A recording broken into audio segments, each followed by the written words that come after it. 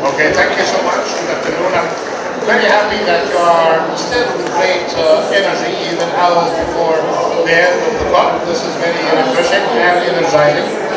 And we've been asked to share some views on the important work. And before doing that, I'd like to thank those of you working hard in this area of work, including the Nature Zone and the Nature Conservancy, TNC, for hosting this work with the support, I would say, with the Climate Champions team. There are many things that my very good team prepared to share that we know something about this issue, but we'll leave that to the experts. I'd like to have just a couple of areas of work on the implementation front, and perhaps building on the good work that's already happening in the finance side.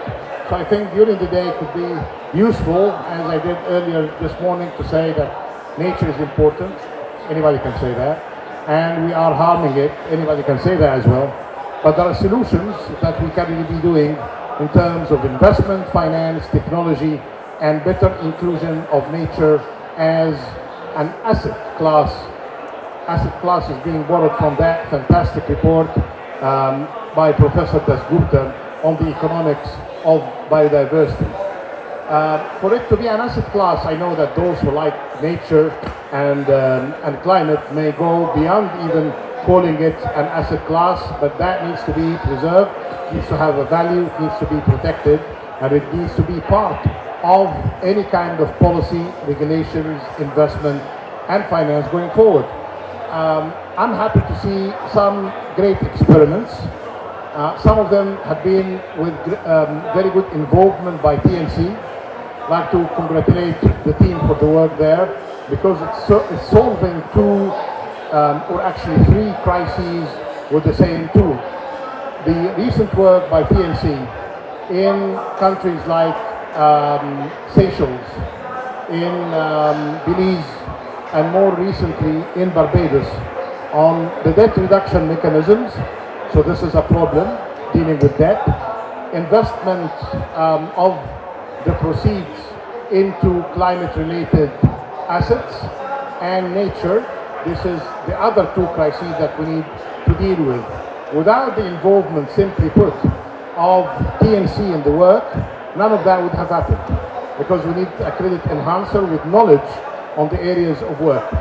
Good news is that the three examples, especially the one from Barbados, is encouraging many countries, including in my neighborhood here, to do something similar, to look at their debts, sovereign or with private creditors, perhaps easier with the sovereign as counterparts, and then to start doing the right work by being involved more with the conservancy kind of functions, with scientists working in this area of work, and then trying to bundle deals to debt for debt reduction and invest the proceeds in climate and nature.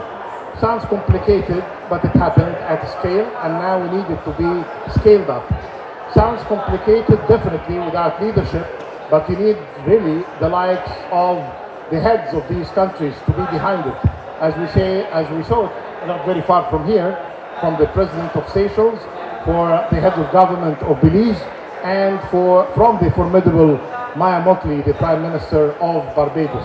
So scientific solutions are there, good credit enhancement mechanisms are in place if you want to use them, but definitely what we cannot really buy is basically leadership at the local and national level. Having said that, our job, either in the race to zero or in the race to resilience, and the work on the finance, including the work by the GFANs, is to work as catalysts to support your work and to promote it further. And this is one of the functions that we can really be helpful in, but definitely our work behind the scenes in the preparation of the work would be even, I hope, more appreciated. One final thing, one of the major outcomes from Sharm el-Sheikh is the Sharm el-Sheikh adaptation agenda, full of ideas and suggestions of projects. Many of them are related to resilience, investments, and debt reductions, but that needs some serious work. This is global, this is regional, and that needs to be taken as well at the national level.